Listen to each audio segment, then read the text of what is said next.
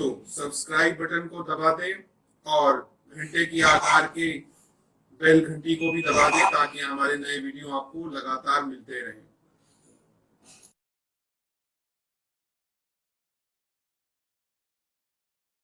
नमस्कार दोस्तों, धर्म रहस्य चैनल पर आपका एक बार फिर से स्वागत है। कल जैसे कि पहला पार्ट आया ही था, आज कमल जी ने अपना दूसरा पार्ट भी भेजा है और वो बहुत परेशान है और कोई भी चाह रहे हैं कि ऐसा व्यक्ति उन्हें मिल जाए जो बिना पैसे लिए उनकी इस बड़ी सी बड़ी बीमारी या समस्या को या यूँ कहिए कि तांत्रिक प्रयोग को नष्ट कर सके। इसीलिए उन्होंने अब आज दूसरा पार्ट भेजा है ताकि स्थिति को और गंभीरता से समझा जा सके कि आखिर उनके साथ हो क्या रहा है। तो मैं उनके शब्दों में फिर से पढ़ता हूँ।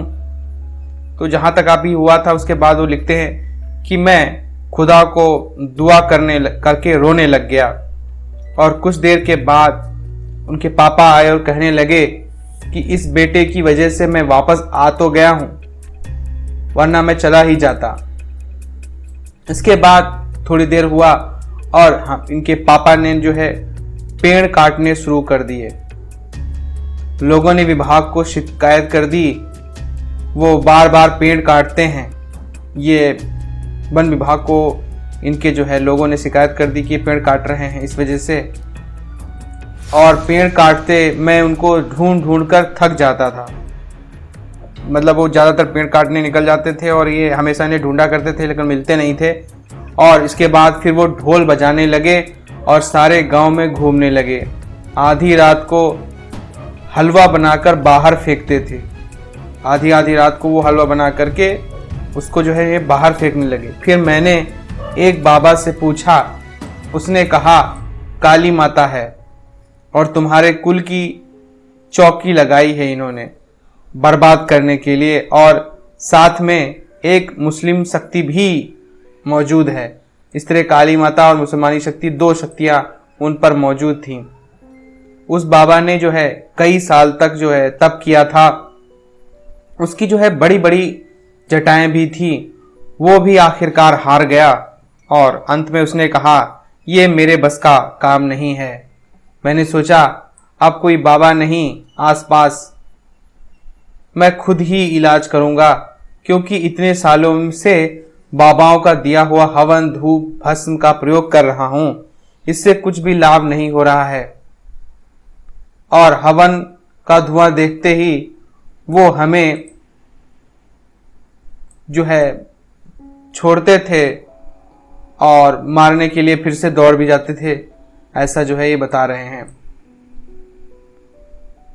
माता कहती थी तुम मेरा जो है कुछ नहीं बिगाड़ सकते हो, मैं मिसाइल हूं और मेरे साथ जो भैरव है वो ग्रेनेड है। मेरे मम्मी ने उनको दवा दी, उसने दवा के पत्ते पर फूंक मारी और कहा वो जो है उड़ गया, सारा जो असर है उस।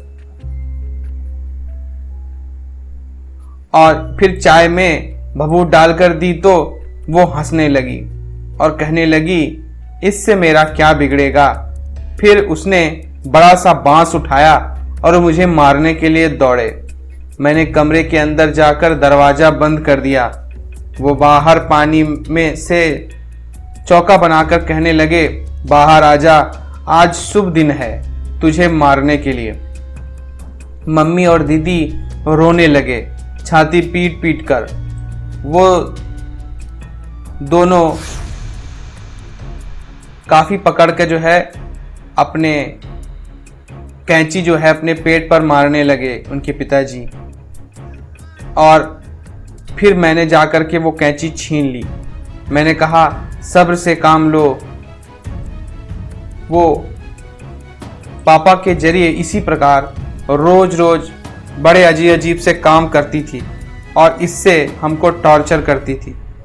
फिर मैं किसी से हवन करवाया और उसे लाया, उसे डाला तो सारी शक्तियां जोर जोर से सीटी बजाकर घर से बाहर भागी।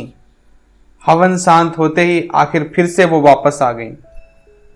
फिर मेरी मम्मी और दो बहनें घर छोड़कर पंजाब में रेंट पर रहने के लिए चली गईं और मैं पापा अकेले रह गए। उनको तो एक तरह से होश ही नहीं थी। मैं ही अकेला पड़ गया था। मैंने उनका सर पकड़कर उन्हें झाड़ा देने की कोशिश की। मतलब इन्होंने झाड़ा देने की कोशिश की, उसके बाद तंत्र मंत्र का प्रयोग करने की कोशिश की ताकि उसके ऊपर से, इनके ऊपर से कोई शक्ति का असर जो है हट जाए। उसका असर मेरे पर भी पड़ गया। तो वो कहने लगी, भैरव साहब, इस लड़के को अपनी इच्छा पूरी करने दो, लगा लेने दो झाड़ा, कुछ नहीं इससे बन पाएगा। आप चाहेंगे कि कुछ भी कर ले, इसका कोई भी तंत्र मंत्र इसके पिता को नहीं बचा पाएगा। और उसके पिता के रूप में वो शक्ति बोली। रात को जब मैं सो रहा था, एक बच्चा जो है मेरे कानों में जोर से बहुत तेजी से रोया। मैं लाइट जला करके ही सोता था।